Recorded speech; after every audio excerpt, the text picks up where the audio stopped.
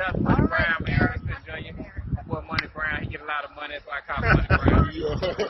What's good, Money Brown TV? What up, what up? Yeah. I want to give a shout out to Money Brown TV. Thank you so much for everything. Hey, this is Ryan Garcia here. Shout out to Money Brown TV. And keep punching, baby. Yo, what's going on out the fight world? This your boy Money back with another one, man. And this one here is on a unified super welterweight world champion, Jermell, the Iron Man Charlo. You know, giving Canelo his praises, saying that he feel like Canelo is number one, and that he think Terence Crawford, you know, should be ranked lower than where people rank him. You understand what I'm saying? And you know, Jermell is pissed off because people don't have him on the pound for pound list, and it's wrong. Because Jermell belong on everybody's pound for pound list, and that's a fact. If you don't have Jermell Charlo on your pound for pound list, then you know I'm not trying to really have a conversation with you. But I want y'all to listen to what Jermell Charlo had to say, and y'all know Money B will be back with the great assessment, family. It's not like we getting extra dollars because y'all made up a list that say who the best and who not the best. I believe Canelo number one right now. Right. Honestly.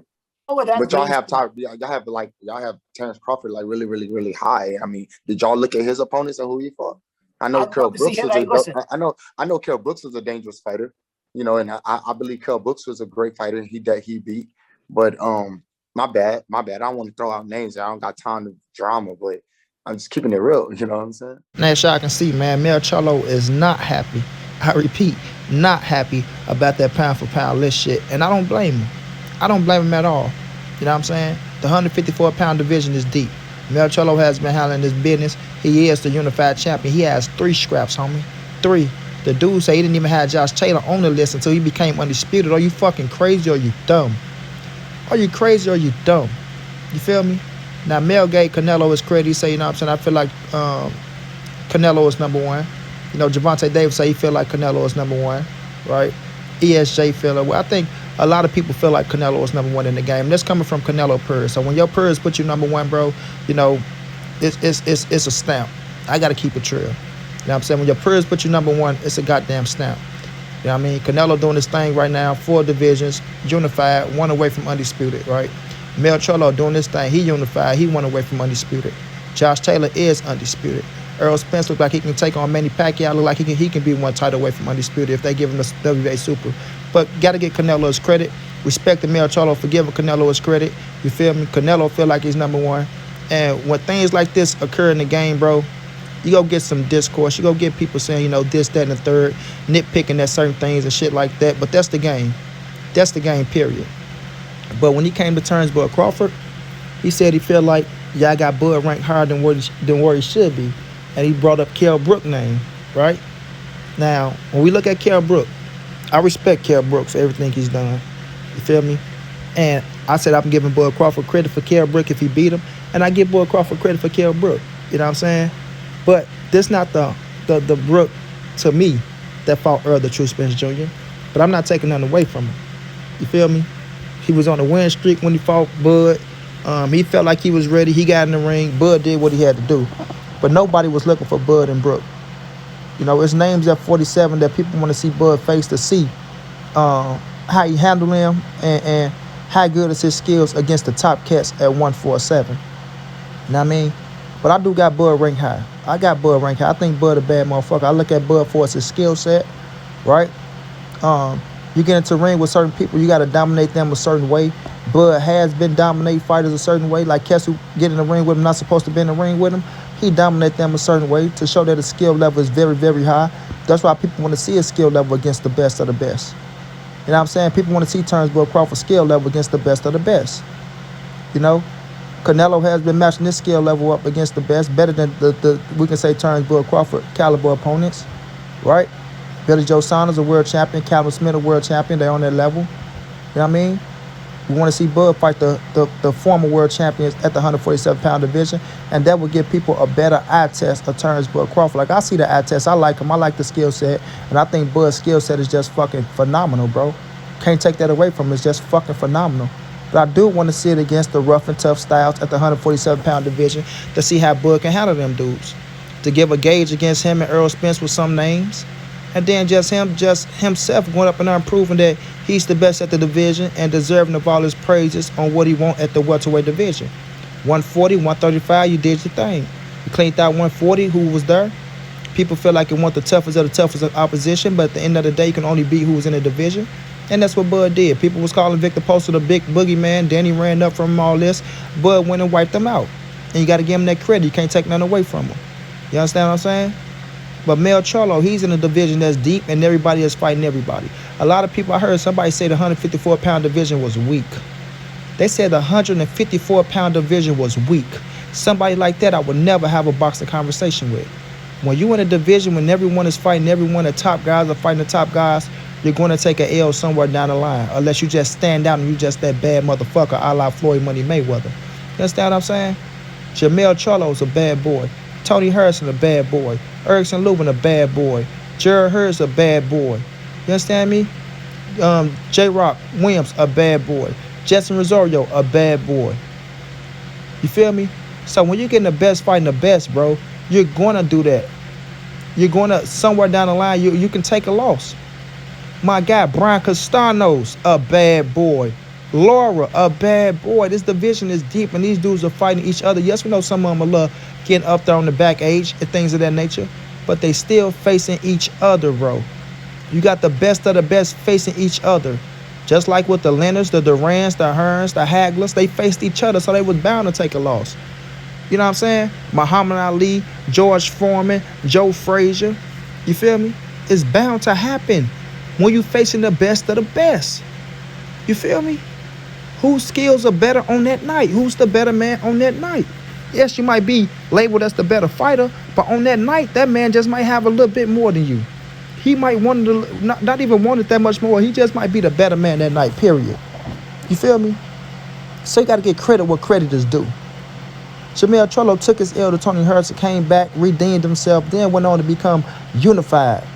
Unified. And y'all don't have that man on the pound-for-pound list? Or y'all crazy or are y'all dumb? Are you crazy or are you dumb? Jermell Charlo belongs on everybody pound-for-pound list. That man told Jermell Charlo, who is your biggest win? Who would you say your biggest win is? Did you say that about Terence Crawford? Who is Terence Crawford's biggest win and who is Jermell Charlo's biggest win? And compare it that way. Who is Canelo's biggest win? You see what I'm saying? Like, if you want to do that, okay, he beat world champions. World champions. You understand me? You can't take that away from him. You can't take away who's the champion at the moment, because Terence Crawford at 140, you can't say those guys was better than 154-pound fighters. Let's keep it real. Come on, man. Can I get an amen around this beer? You can't say the fighters at 140 pounds, right, was better fighters than 154 pounds that Jermell Charlo is fighting in right now. But credit to Bud, he became undisputed. But I tell you this, before Bud became undisputed, I bet you he was on the pound-for-pound list. Huh? He was on the pound-for-pound list. So let's not play that game, man. Don't say stupid shit that people can come back and challenge you on. That's why these guests that be reporters and writers and shit, they have their own agendas for their companies that they work for. See, people like us on YouTube, we are free to speak our minds. And we are free to nitpick the bullshit that they say. You understand what I'm saying? That man was speaking bullshit. Jermell Charlo is a trill when he's a real one. And I'm not pissed off at him being upset. You know what I'm saying? He want to set himself apart from his brother. He's trying to get his own identity. And that's why he do the things he do. I can respect that. I got a video coming on that. I have a video coming on that. You understand me? But Jermell Charlo belongs on everybody pound-for-pound list. Everybody's. And that's a fact. The dude got skills. The dude been knocking motherfuckers out. He's been going out there looking impressive. He just beat Jetson Rosario with skills and then took him down with power. You feel me? And I respect Brian Castano, because Brian Castano could have took the WBO and ran and made some fights over here, over there. But guess what he did? He said, I want undisputed for my country. You know what I'm saying? I want undisputed for my country men and country women. So I can go out here and try to put us on the map and put us in one of the biggest fights in 2021. Argentina, stand up. I repeat, Argentina, stand up. Y'all have a real one in Brian Castano. You dig? And y'all trying to say the 154-pound division ain't deep and ain't tough and that they weak? Man, miss me with that, bro. Miss me with that. When we doing these pound-for-pound lists, we need to understand what we're looking at and what we're doing. You feel me? Now, what do y'all rank Jermell Charlo is the question. It's all about the people at the end of the day. It's all about the people. Because, like I say, the writers, they get paid to be journalists and things of that nature. They work for companies that they got to oblige to. They got to make sure everything goes along with the company policy. Otherwise, they get their ass kicked out the door and the paychecks get cut short. You did? Jermell Charlo is a dog. He's an animal. He's a beast. He want to be the best. He's not begging down from nothing. He's going in there defending his titles. He's going in there want to become the undisputed champion. You got to respect that. You got to respect that, man. In an era where some cats ain't even fighting each other. Let's keep it real. Some cats saying they don't want the smoke. Let's keep it real. You dig what I mean? You got to respect that, bro. Canelo doing this thing. He trying to be undisputed at 68.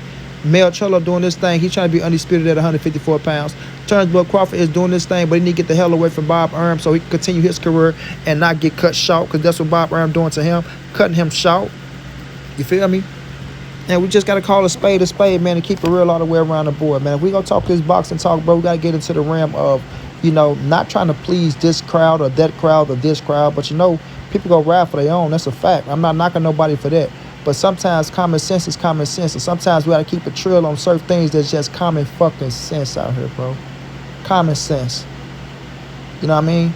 We all can get, you know, detached from certain things and be attached to some more than others and feel a certain way about something because we feel like somebody is getting done wrong or this person is getting done wrong, or, you know what I'm saying? We all see that, and we're not naive to those things.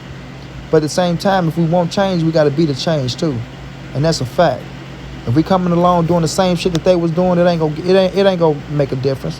You just go piss the other side off, and you go look like what they doing from back then. And that's all you're gonna do is become them, because the more you get into it, the more you go along with it, and not even go along with it, the more you speak it and just put it out there in the universe. As a man, you go stand on that shit, and you ain't gonna want to backtrack. You know, some people ain't got the heart to say, you know what, fuck that shit. I'm gonna go ahead and, you know, spit it this way, even though it might disrupt some people or piss off some people. But we gotta start spitting the facts out here and keeping it real, bro. If not, we're gonna be stuck in the same goddamn circle in the same goddamn boat, while the ones at the top still thriving and laughing at our motherfucking ass. And that's how that go. But Jermell Charlo has came out, everybody. He had deemed Canelo number one on the pound-for-pound list. He feel like he's above Terence Crawford, or should be ranked on the list if y'all go put Crawford where he's at, and he's been doing what he's doing. And I don't blame the man. He have a great fucking point on when he say those type of things. And we'll just see how these writers and these journalists and these, you know, boxing companies, how they'll start putting it, man. But at the end of the day, like Jermell said, the pound-for-pound list, you're not getting an extra check. You know what I mean? You're not getting an extra belt. It really don't mean shit. But it do give recognition to the fighters who's out there putting in that work. And if a fighter out there putting in that work and he ain't getting no recognition, then something is wrong. And that's just what it is, man. But shouts out to Mel Charlo. Good luck July 17th. Well, next week we have the undisputed fight against Brian Castano. I rock with Brian Castano. Good luck to him. But I am riding with Mel, and I think Mel is going to get him. Shouts out to Terence Crawford. Continue your career. Get away from Bob Arum so you can really thrive in your career, and he can stop holding you back. And most definitely shout out to Canelo Alvarez, man, who fight in September, trying to go for undisputed against Caden Plant, who's a hell of a fighter who I respect. And shouts out to Caden Plant. If they make this fight happen, I believe they should make it happen, because it's a great damn fight. Until then, it's your boy Money. It's the NSBC moving. Ain't nobody safe in these streets. Hit them thumbs up. Subscribe to the channel if you want to donate. OG Money on Cash App. TreyHunters52@gmail.com on PayPal. If not, just tell a friend. Hit the subscribe button. Like, comment, share the video. And y'all know how your boy get down, man. Big dog status, family.